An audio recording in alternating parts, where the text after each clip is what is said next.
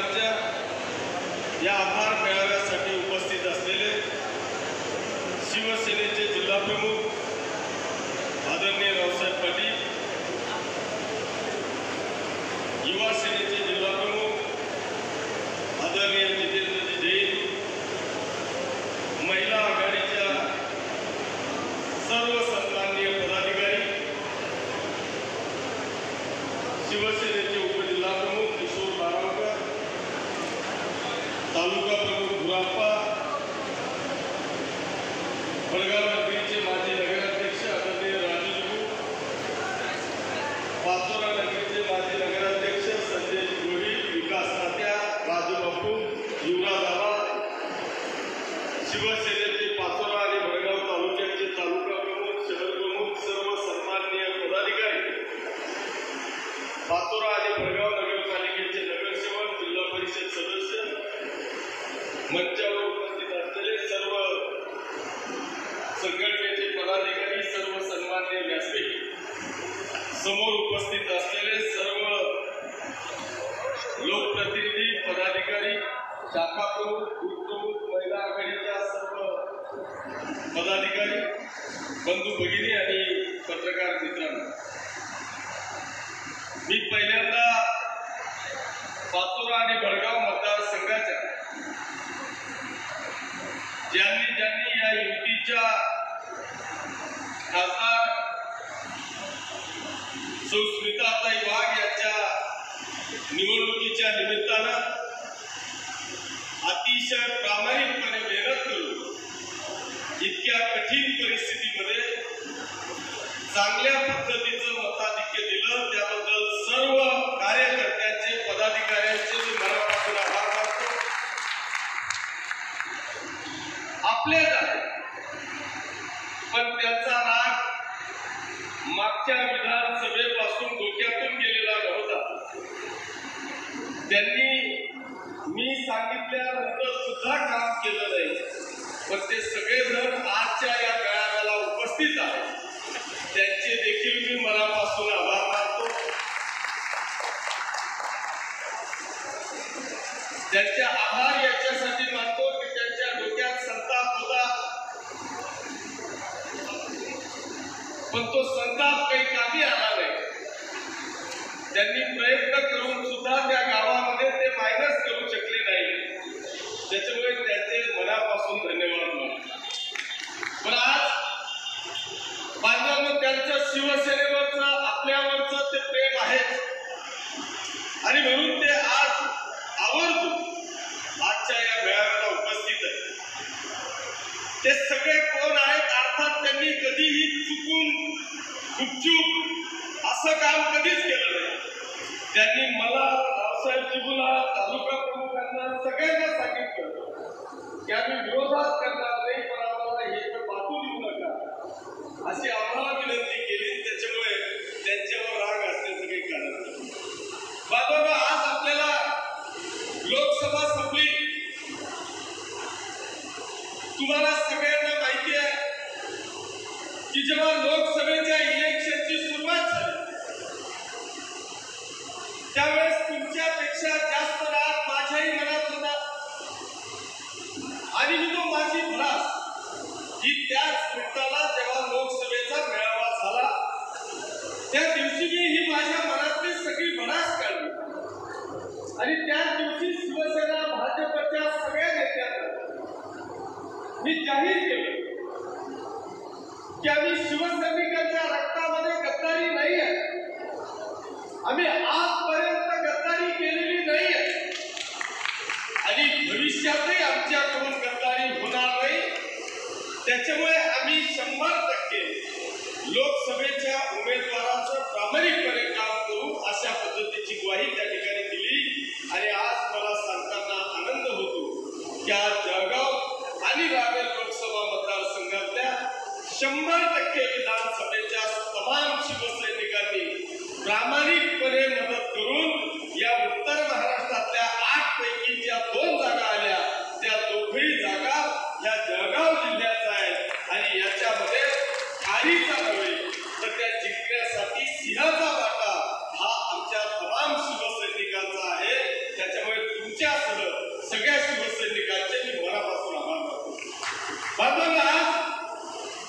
आपल्याला हा मेळावा आपण घेतला तो आभाराचा घेतलेला, पण या मेळाव्याबरोबर तयारी आजपासून आपली विधानसभेची झालेली.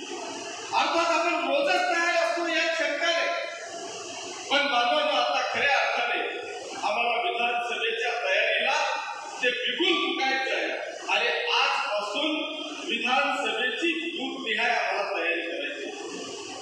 माझी विनंती ही असणार आहे, मग ते जिल्हा प्रमुख असतील, उपजिल्हा प्रमुख असतील, तालुका प्रमुख असतील, आमच्या महिला आघाडीच्या सगळ्या पदाधिकारी असतील, यांना माझी प्रामाणिकपणे या निमित्तानं विनंती आहे की आपल्याला लोकसभेमध्ये जे जे काही अनुभव आले ते अनुभवातून आपल्याला शिकायचं आहे आणि ते शिकून ज्या ज्या काही चुका आमच्या झालेल्या असतील त्या चुकांना दुरुस्त करायचं आहे.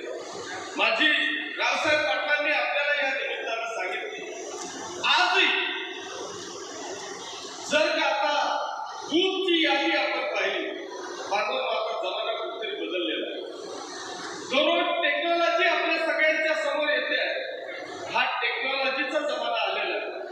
पण जर आपण लोकसभेला पाहिलं तर पूर्वी बूथच्या याद्या असायच्या, त्या याद्या पाहत पाहत आमचा बूथ प्रमुख परेशान व्हायचा. परंतु आता असे काही सॉफ्टवेअर आले की तुमचा नुसता मोबाईलवर नाव टाकलं की तुमच्या बूथचा क्रमांक येतो, नाव येतं आणि तात्काळ त्या मतदान त्या ठिकाणी होतं. इतका सोपा जमाना आलेला आहे. पण आजही आमचे 10% बूथ प्रमुख असेल की त्याला यादीच वाचता येत नाही, तो अजूनही बूथ प्रमुख आहे.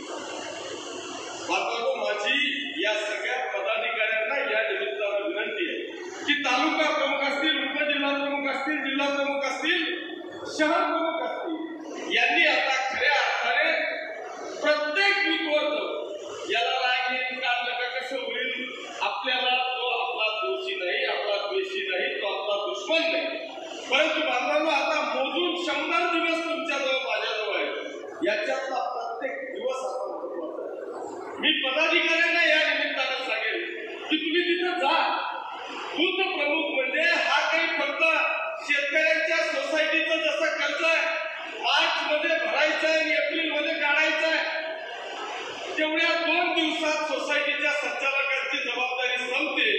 तसं बूथ प्रमुखाला वाटतं की इलेक्शन आलं की बूथची यादी घ्यायची, त्या बूथवर बसायचं, संध्याकाळी 5 वाजता ते इलेक्शन संपलं की माझी जबाबदारी संपली, असं त्या बूथ प्रमुखाला वाटतं. परंतु बांधवांनो, बूथ प्रमुख ही एक अशी वस्तू आहे, अशी ती पद आहे की तो बूथ प्रमुखाला 12 महिने ऍक्टिव्ह जो राहील तो खरा बूथ प्रमुख आहे. कारण बूथ प्रमुखाची परिस्थिती बांधवांनो अशी आहे की त्याला ती यादीचा पुरा अभ्यास करायचाच आहे. आज जर का तुम्ही पाहिलं तर ती बूथवर अशी परिस्थिती होती की आजही 40% लोकांचे नाव सापडतो. शहरातली परिस्थिती अशी आहे की ह्या बूथचा मतदार त्या बूथवर आहे, त्या बूथवरचं नाव ह्या बूथवर आहे. ही जर का परिस्थिती लक्षात आल्यानंतरही जर का आम्ही दुरुस्त करू शकलो नाही तर आपल्या इथे दुर्दैवी होईल. माझी सगळ्यांना आजच्या या निमित्तानं विनंती आहे की आपल्याला या सगळ्या बूथ प्रमुखांना दररोजचा प्रोग्राम असतो की आम्ही आज सुद्धा आता BLO कडे जायची आवश्यकता नाही, तुम्हाला तहसीलदारकडे प्रांताकडे जायची आवश्यकता नाही. जर नाव समाविष्ट करायचं असेल तर त्या ऍपमध्ये घरी बसल्या बसल्या तुम्ही लगेच त्याचं नाव टाकू शकता. परंतु जर का आम्हाला ते सगळं माहितीच नसेल आणि आम्ही नुसती यादी जरी वाचू शकणार नसू तर मात्र त्या बूथ प्रमुखाचं काही खरं नाही. आणि म्हणून माझी आपल्याला सगळ्यांना या निमित्तानं विनंती आहे. आता बऱ्याचदा असं होतं की अनेक असे बूथ आहेत की तिथं अजून बूथ केंद्र उदाहरणार्थ संगमेश्वर आहे, नगर गटातले अनेक गाव आहे की त्यांना अजूनही ते ट्रॅक्टर भरून तिथं आणावं लागतं. लोकांजवळ आता एवढा वेळ नाही. तर असे जे जे काही गावं असतील त्या सगळ्या गावांची यादी तयार करून विधानसभेच्या आधी आपल्याला त्याची बूथची निर्मिती करता येईल का? अनेक गावांमध्ये आता नगरदेवाने पाहिलं की इकडच्या गावातलं मतदान तिकडच्या गावात, तिकडच्या गावातलं मतदान इकडच्या गावात, तो जायला कंटाळा करतोय. त्याच्यामुळे या सगळ्या दुरुस्त्या आपल्याला करता येतील का? बांधवांनो, हा एक प्रामाणिकपणे प्रयत्न या ठिकाणी जर का आपण केला तर मला वाटतं एक चांगल्या पद्धतीचं काम या ठिकाणी होणार आहे. माझी आपल्याला विधानसभा आजपासून वेगवेगळ्या पद्धतीचे आदेश या आपल्या मुख्य कार्यालयातून आपल्याला सगळ्यांना येणार आहे. मी युवा सेनेच्या जिल्हा प्रमुखांना या निमित्तानं सांगणार आहे की ही सगळी तरुणांची फळी आहे. तुम्ही शाखा प्रमुख, बूथ प्रमुख, सगळ्या पदाधिकाऱ्यांची आपण नियुक्त्या करतोय. तर मला असं वाटतं की आपल्या प्रत्येक गावामध्ये 2 तरुणांची अशी निवड करा की तो आपला व्हॉट्सअपचा सोशल मीडियाचा प्रमुख आपल्याला 2 लोकांना सोशल मीडिया प्रमुख आपल्याला प्रत्येक गावामध्ये कसं करता येईल तो प्रयत्न बांधवांनो आपल्याला या ठिकाणी करायचा. बांधवांनो, राजकारणामध्ये आज जर का तुम्ही पाहिलं तर एखादा जर का विषय एखाद्या विरोधकांनी सोडला तर तो किती अंगलट येतो याचं उत्तम उदाहरण म्हणजे राज्यघटना. या इलेक्शन मध्ये विरोधकांनी एक विषय फक्त टाकला की यांचे जर का 400 पार झाले. आता मला एक सांगा, रावसाहेब पाटलांनी जिल्हा प्रमुख म्हणून तुमचा उत्साह वाढवण्यासाठी सांगितलं की आता आमदार हा किमान 50,000च्या मताधिक्याने आला पाहिजे. तुम्ही सगळ्यांनी टाळ्या वाजवा. हा तुमचा उत्साह वाढवण्याचा प्रयत्न त्यांचा आहे.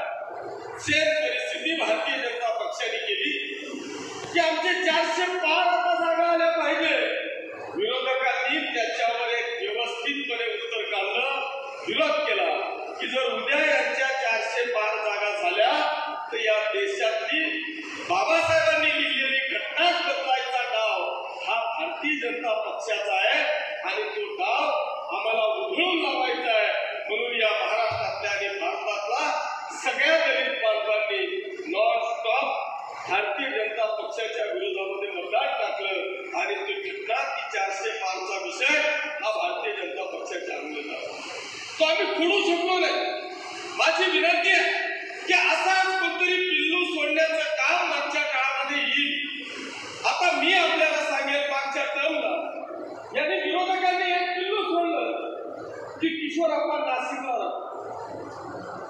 आता माझी मुलगी नक्की नाशिकला शिकायला होती, सुमित नक्की नाशिकला शिकायला होता. ते तिथं राहायचे, मी कधीतरी जायचो. पण तुमच्या माहिती करता सांगतो की ह्या विषयाला 10 वर्ष झाले.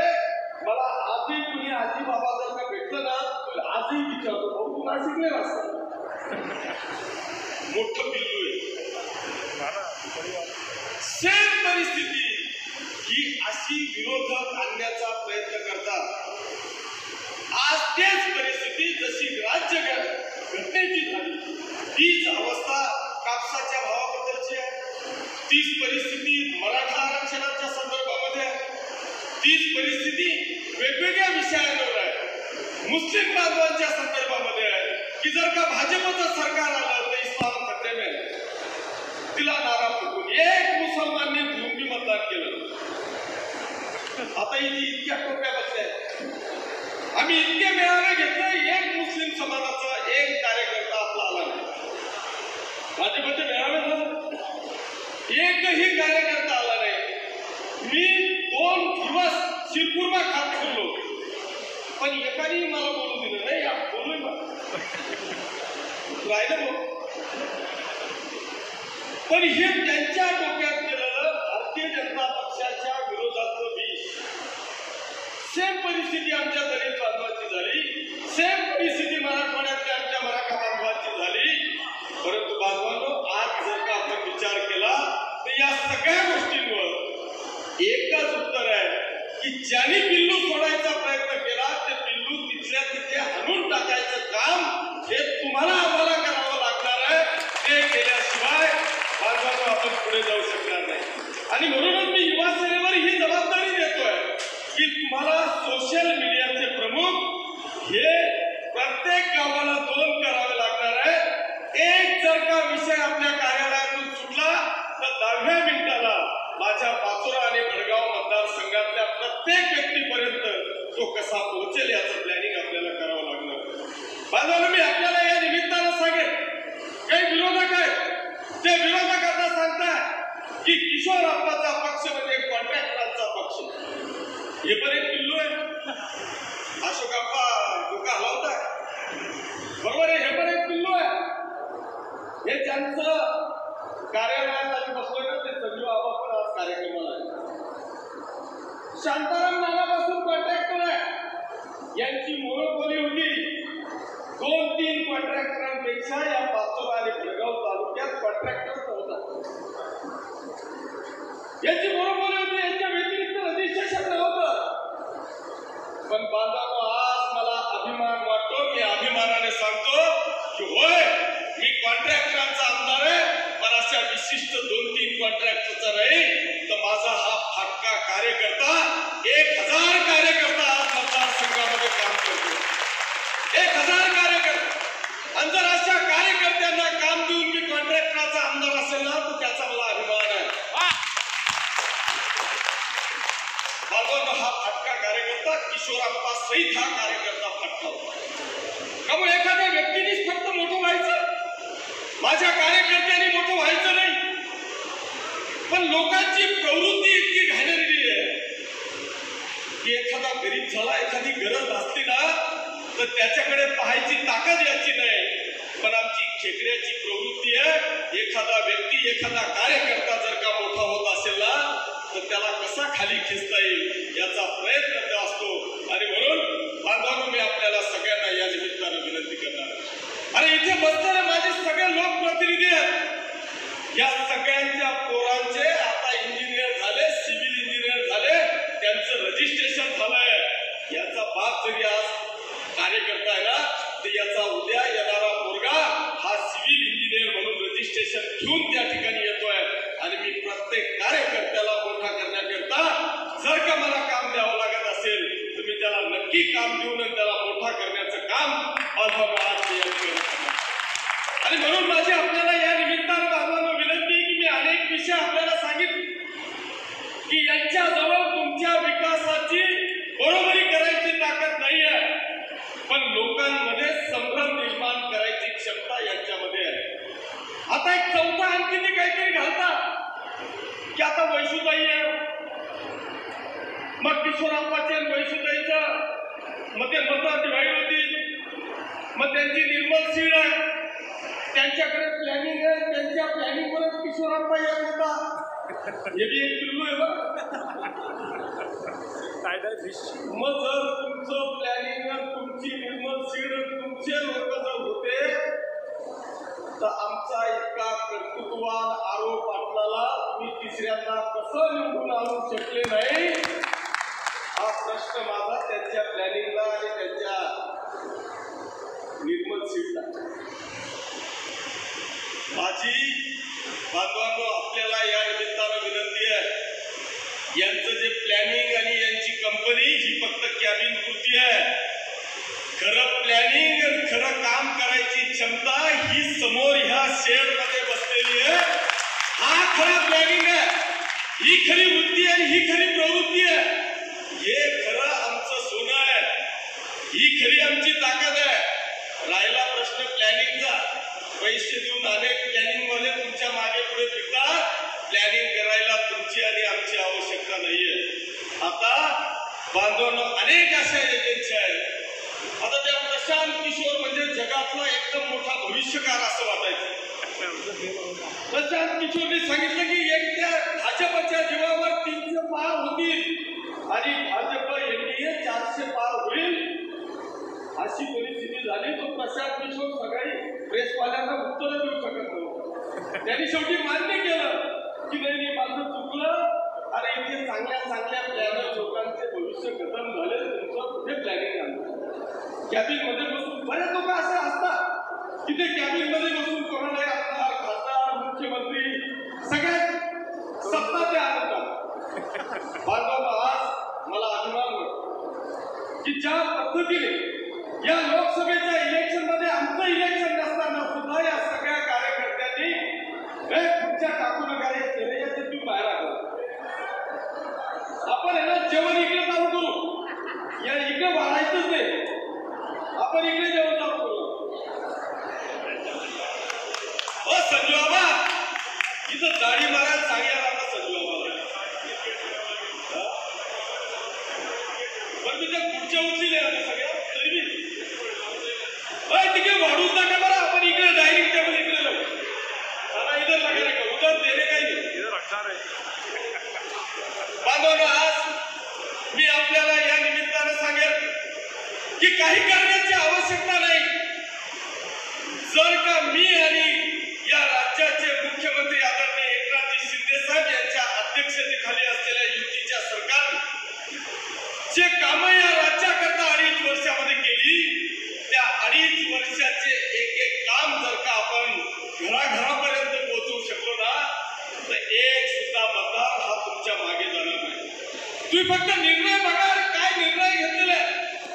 आज जर का पाहिलं तर मला असं वाटतंय का महाराष्ट्रामध्ये जे काही आपलं सरकार आलं किंवा आपल्या मतदारसंघामध्ये सुद्धा जो काही लीड मिळाला ना, त्याचे सगळ्यात जास्त आभार कोणाचे मानायला पाहिजे ना, तर ते आमच्या महिला आघाडीचे मानले पाहिजे. सगळी महिला आघाडी टॉपवर होती. याचं कारणही कसं आहे की तुम्ही जर आज पाहिलं तर मला वाटतं सगळ्यात जास्त महिलांना न्याय देण्याचं काम आतापर्यंत कुठल्या सरकारने केलं असेल ना, तर ते आपल्या युतीच्या सरकारने केलंय. सगळ्या महिलांना न्याय देण्याचं काम बांधवांनी या ठिकाणी केली. लेखबाजी लाडकीमध्ये 1 लाख रुपयाचं काम देण्याचं काम आदरणीय मुख्यमंत्री महोदयांनी केलं. महिलांना 50% तिकीट फुकट देण्याचं काम केलं. CRP महिलांना मानधन वाढवून देण्याचं काम केलं. पोलीस पाटलाचा पगार वाढवला, 15,000वर नेला. जर तुम्ही या सगळ्या गोष्टी जर समोर ठेवल्या ना, तर एक सुद्धा व्यक्ती असा नाही की त्याला शासनाचा काहीतरी बेनिफिट भेटत नाही. आणि म्हणून बांधवांनो, मी आपल्याला या निमित्तानं विनंती करणार आहे की आज 3री टर्म आहे. मागची टर्म इतकी भयानक होती की त्याच्या इतका संकट हे कधीच येऊ शकणार.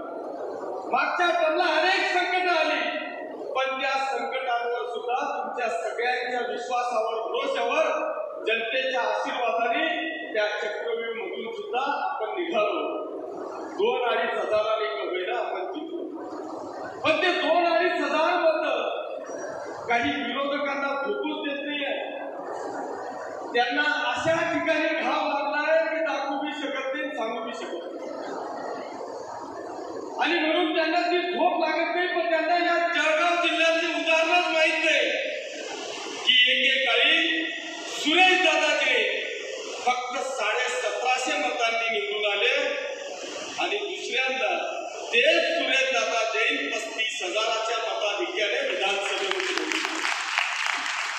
एकेकाळी आपल्या जिल्ह्याचे गिरीश भाऊ महाजन हे फक्त 2,500 मतांनी निवडून आले.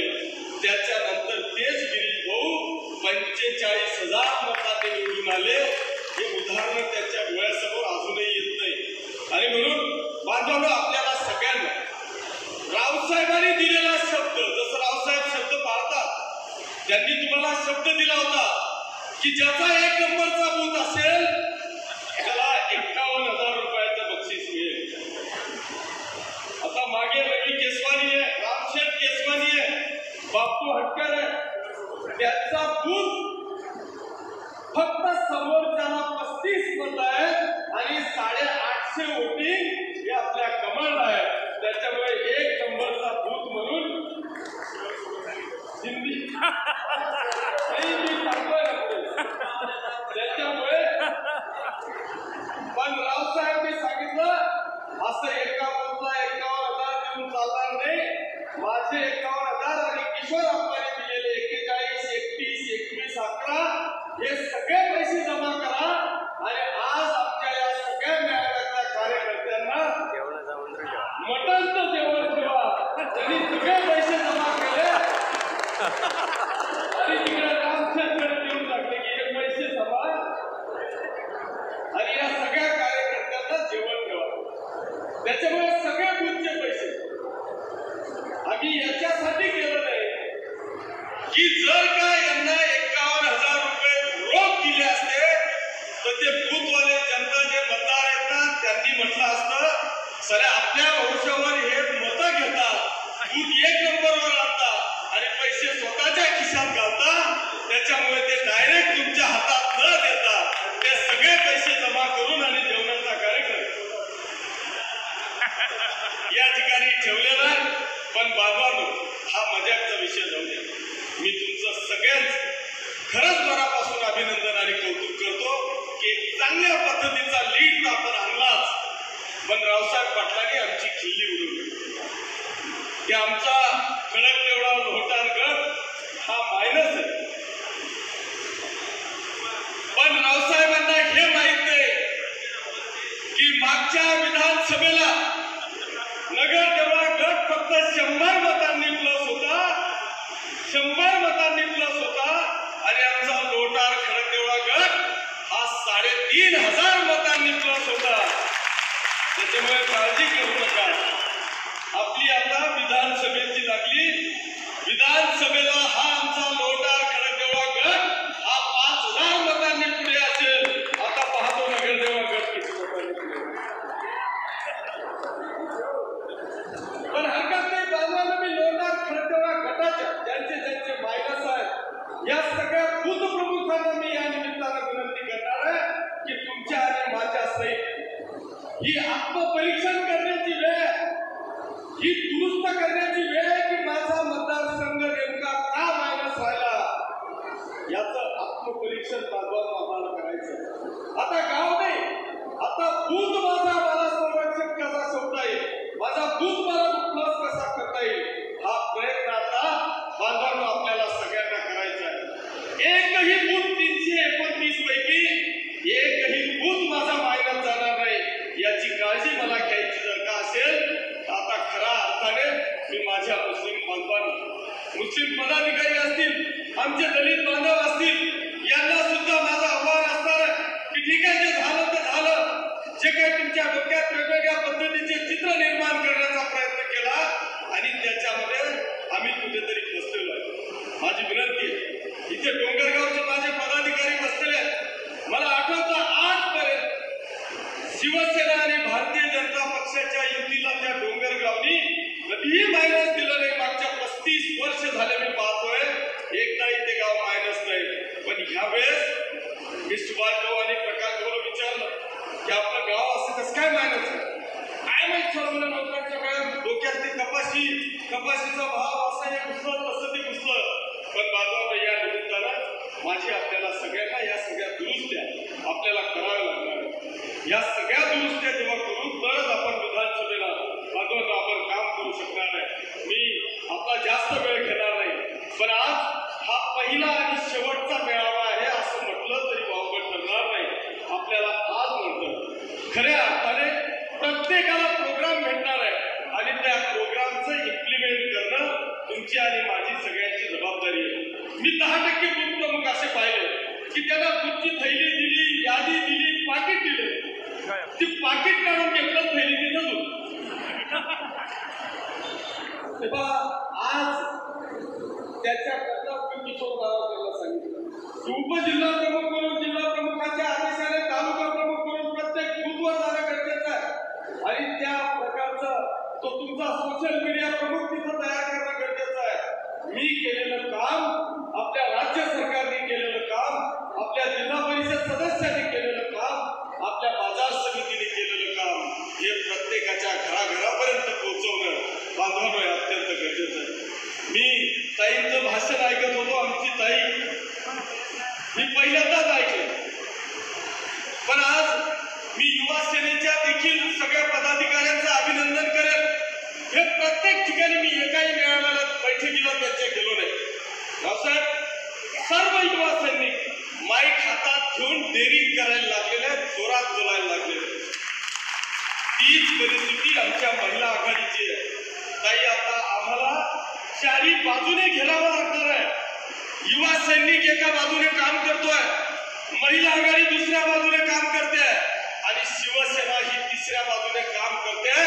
अशा पद्धतीने जर का आम्ही व्यूहरचना केली, प्रत्येकाने वेगवेगळी आपली जबाबदारी, प्रत्येक ठिकाणी फक्त किशोरप्पाच पाहिजे, सुमितदादाच पाहिजे असं नाही, तर जिथे पटेल तिथे यांच्या विना ही संघटना आम्हाला कशी बांधता येईल हा प्रयत्न बाजूला आपल्याला या ठिकाणी करायचा आहे. आम्ही सगळेजण सज्ज झालेलो आहोत, आजपासून आम्ही कामाला लागलेलो आहोत आणि येणारी विधानसभेवर जोपर्यंत हा शिवसेनेचा झेंडा फडकत नाही तोपर्यंत आता आम्ही स्वस्थ बसणार नाही. अशा पद्धतीची भूमिका बांधवांना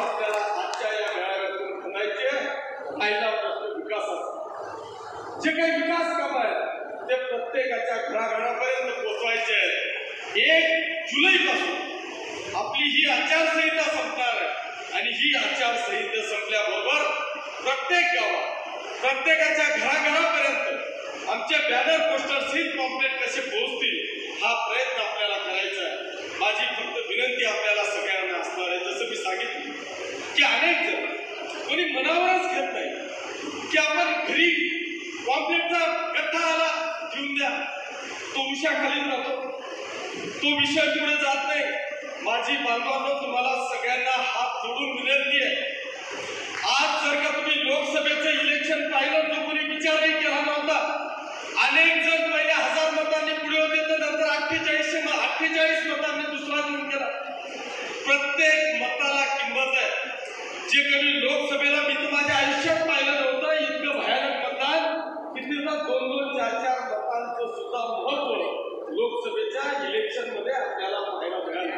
आणि म्हणून कुठेही कंटाळा न करता येणाऱ्या 100 दिवसापर्यंत आपल्या काउंटिंगच्या दिवसापर्यंत वोटिंगच्या शेवटच्या क्षणापर्यंत काय मला करता येईल तो करण्याचा प्रयत्न करायचाच आहे. दुसरा एक महत्वाचा विषय, आमचा अजेंडा हा विकासाचा असणार. आम्हाला जात पात धर्म या विषयावर बोलायचंच नाही, या विषयावर जायचंच नाही. अरे तुम्ही इतके कामं केले आहेत की एकही गाव असं नाही की त्या गावामध्ये किमान 2-5 कोटी रुपयाचं काम आपल्या माध्यमातून तुमच्या गावाला झालेलं नाही. इतकी मोठी विकासाची गंगा बांधवांनो ती आपण पोहोचवलेली आहे. आणि म्हणून प्रत्येक घरापर्यंत मला कसं जाता येईल, प्रत्येक घरापर्यंत आपलं विकास काम कसं पोहोचवता येईल हा प्रयत्न बांधवांनो आपण सगळ्यांनी करावा एवढी एक आग्रहाची विनंती करतो. आपण इतक्या उद्योगाच्या व्यवसायाच्या कामाच्या वेळेत सुद्धा एवढ्या मोठ्या संख्येने उपस्थित राहिला त्याबद्दल तुमचे सगळ्यांचे मनापासून आभार मानतो आणि अशाच पद्धतीचं कार्य येणाऱ्या काळामध्ये आपण सुरू ठेवावं अशी एक आग्रहाची विनंती करतो. पुन्हा एकदा तुमचे सगळ्यांचे